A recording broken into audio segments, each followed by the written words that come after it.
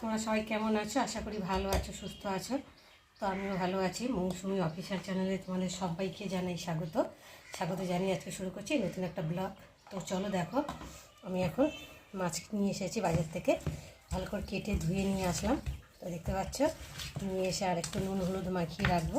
ভালো করে নুন হলুদ মাখিয়ে রাখলে মাছের মধ্যে নুনটা ঢোকে, খেতেও ভালো লাগে। তো প্রায় 10-20 মিনিট মতো মাখিয়ে রেখে দেবো। একটু লঙ্কার গুঁড়ো দিলে ভালো হতো, আমি হলুদ নুন দিলাম, আর একটু হলুদ দিই।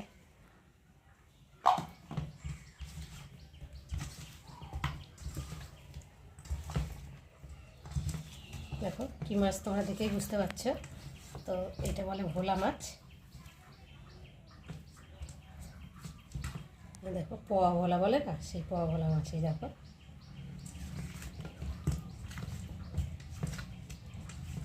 ভোলা মাছটা খেতেই ভালো লাগে, কেননা ভোলা মাছে তো কোনো কাঁটা নেই, একটাই কাঁটা।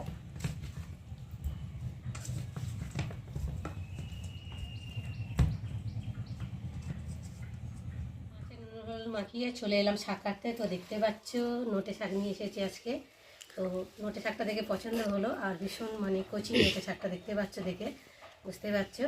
তো ভাবলাম একটু নোটে শাক নিয়ে নিই, একটু শাকটা খাওয়া ভালো, তাই না বলো বন্ধুরা? তো একটু শাক নিয়েছি, তো ডাঁটাও আছে এর মধ্যে। তো ডাঁটাটা একটু চচ্চড়ি ফাচড়ি করবো।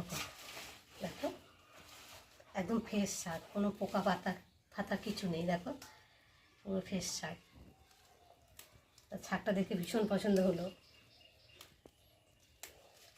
আগা কেটে কেটে নিয়ে নেবো। আর এইগুলোকে একটু পরে চচ্চড়ি করার জন্যে বেগুন ঠেগুন দিয়ে চিংড়ি মাছ সাইজের চচ্চড়ি করলে ভালো লাগে, তাই না বলো বন্ধুরা?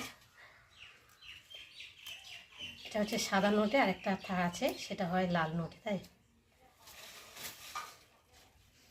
দেখো। আমার এত ভালো লাগছে শাকগুলো দেখে, মানে এত ফ্রেশ শাক। দেখো কোনো একটা পোকা টোকা পাতা কিছু নেই শাকটার মধ্যে।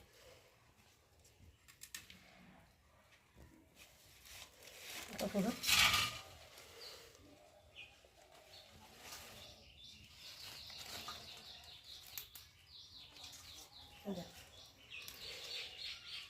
লোক কেটে কেটে নিয়ে নিয়েছি, কোনো বাস্তা হচ্ছে না পাতার মধ্যে, একদম ফ্রেশ।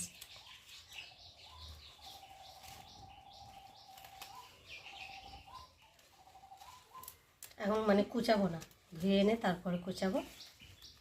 এখন কুচালে ধুতে গেলে অসুবিধা হয়, ধোয়া যায় না ভালো। পাতা আগে ভালো করে বেছে নিয়ে ভালো করে ধুয়ে এনে তারপর কুচাবো।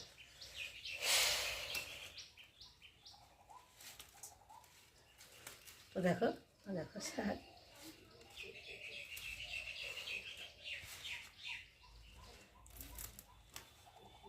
তো দেখতে পাচ্ছ বেছে নিয়েছে। শাক তো যতই বেশি হোক না কেন, রান্না করলে অল্প হয়ে যায়।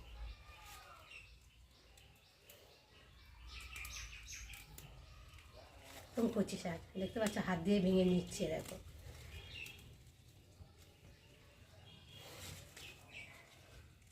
বন্ধুরা, শাক কেটে ধুয়ে নিয়ে চলে এলাম। তো দেখতে পাচ্ছ একটু ভাত ভাজা করছি, গতকালকে ভাত ছিল, তা সেটা একটু ডিম পেঁয়াজ লঙ্কা দিয়ে একটু ভাজা করছি, খাওয়া যাবে, টিফিন হয়ে যাবে।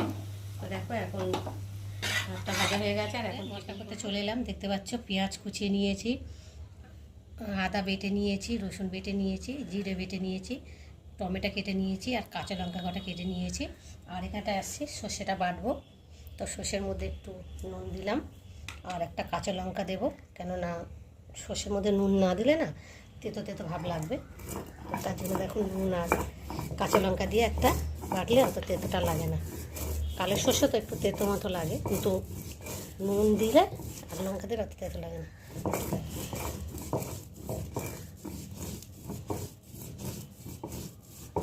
মশলা করে চলে এলাম রান্নায়। তো দেখো ভাত হচ্ছে ওদিকে, আর এদিকে মাছটাকে এবার ভাজবো।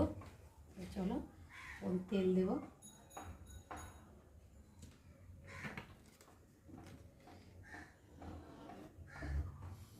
তেলটা একটু গরম হতে দেবো, নাহলে মাছ দিলে তো লেগে যেতে পারে।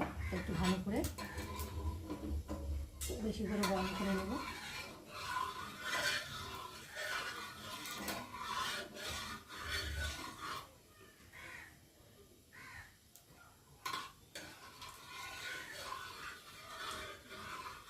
আর এখন মাছগুলোকে ভাজবো।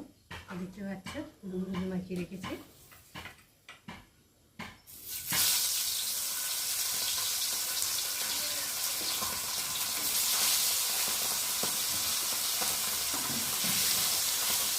বড় বড় মাছ তো তাহলে 2-3 করে ভাজি, তাহলে একসাথে ভাজলে আবার লেগে চলে যাবে।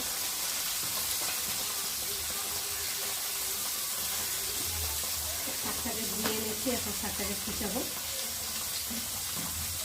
মাছটা ভাজা হবে আর এদিকে শাকটা কুচিয়ে নেবো। আপনি শাকটা ছিল ওই দেখো ঢাকা দিয়ে আর আলু দিয়ে একটু সর্ষে বাটা দিয়ে চচ্চড়ি দেবো।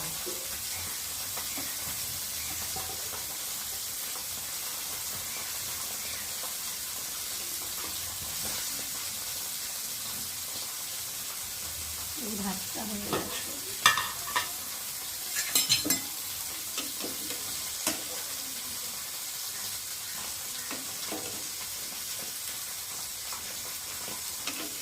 ভাতটা প্রায় হয়েও গেছে। ফ্যান ঝাড়বো।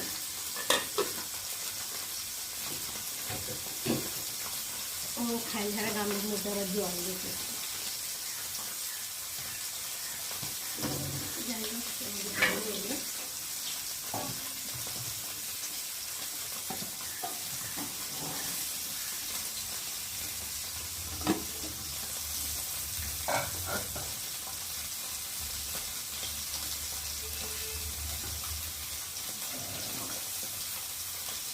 ফ্যানটা ধরে দিয়েছি। আর এখন মাছগুলোকে উল্টাবো। এক সাইডে হয়ে গেছে।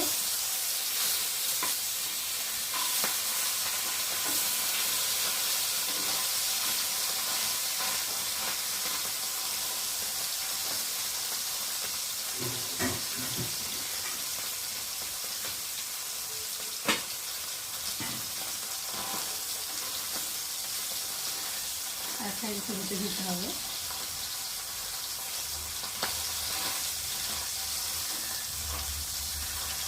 নোনা মাছটা একটু ভালো করে না ভাজলে খেতে ভালো লাগে না, তাই না? বলুন কি হয়?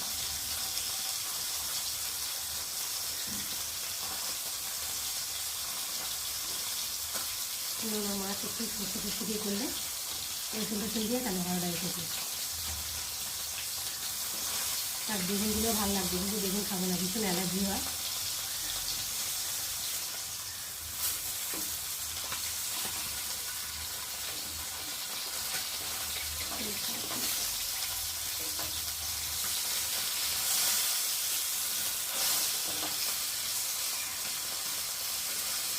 মাছগুলো ভাজা হয়ে গেছে, আর এখন আমি একে একে তুলে নেবো। দেখতে পাচ্ছি কত সুন্দর ধানি কালার করে ভেজে নিয়েছি। আমার একটু মাছটা কড়া করে না ভাজলে আমার ভালো লাগবে, কেন কেমন একটা লাগে। অনেকে আছে আমার মাছ ভাজে না, মাছ কাটলে কাটলে রান্না করে, আমার তো একদম পছন্দ না। অনেকে আছে আমার পাতায় করে খাচ্ছি না মাছটা, আমার একদম ভালো লাগে না। না ভেজে মাছ আমার খেতে একদম ভালো লাগে।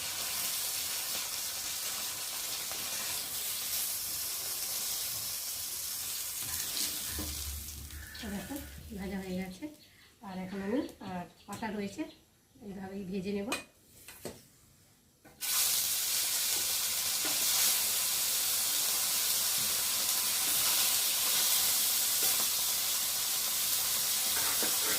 একটু তেল দিতে সব অল্প হয়ে যাচ্ছে।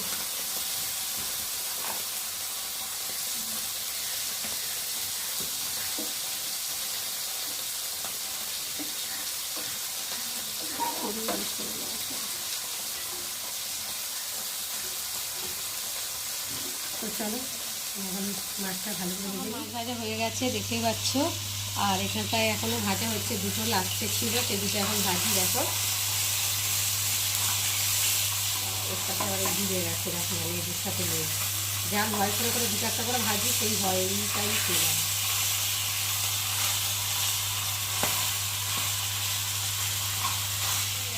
আর মাছের মধ্যে তেল ছিল, আর একটু তেল দিয়েছে, তেলটা গরম হয়ে গেছে। আর এখন আমি পেঁয়াজগুলো দেবো।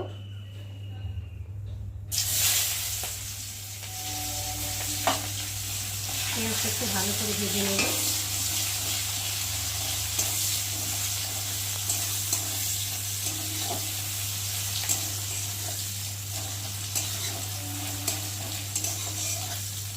ভালো করে ভেজে না নিলে তো একটু সাইড করলাম পেঁয়াজগুলো, এর মধ্যে একটু রসুন দিয়ে দেবো।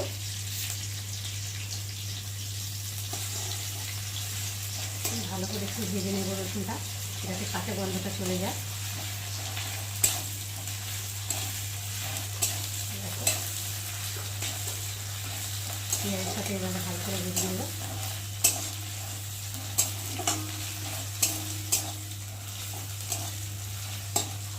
আর এখন এর মধ্যে আমি একটু আদা বাটা, একটু জিরে বাটা দেব, সর্ষে আর দেবো কুচিয়ে রাখা টমেটো। আর এর মধ্যে রয়েছে হলুদ আর লঙ্কার গুঁড়ো, আর দেবো স্বাদ অনুযায়ী নুন।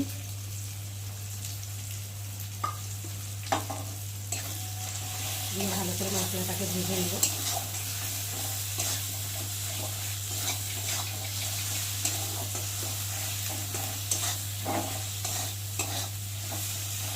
টমেটোটাও গলে যাবে ভাজতে ভাজতে।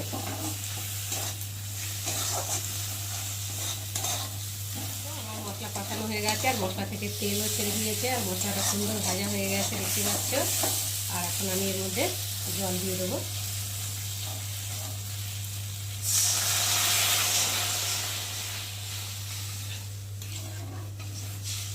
সে তো বেশি ভাজলে আবার তেতো হয়ে যায়, ওই জন্য খুব একটা ভাজলাম না। তো চলো এখন ঢাকা দিয়ে, ঝোলটা ফুটে গেছে, আর আমি একে একে মাছগুলোকে এর মধ্যে ঝোলের মধ্যে ঢেলে দেবো।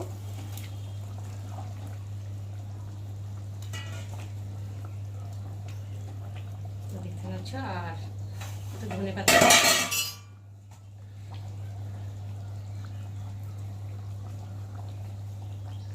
ধনেপাতা কুচিয়ে দিলাম।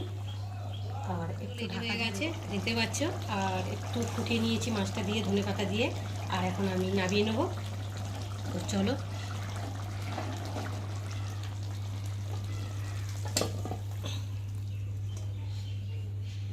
তো মাছের রেসিপি তোমাদের কেমন লাগলো তোমরা অবশ্যই কিন্তু কমেন্ট করো।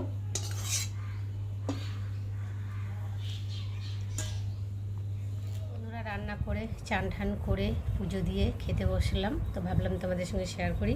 তো চলো, দেখতে পাচ্ছ ভোলা মাছের ঝাল হয়েছে সর্ষে বাটা দিয়ে, আর এখানটা রয়েছে ডাঁটা দিয়ে আলু দিয়ে সর্ষে বাটা দিয়ে করেছি, আর এখানে রয়েছে শাক ভাজা। তো দেখতে পাচ্ছ, তো আজকে আমাদের দুপুরে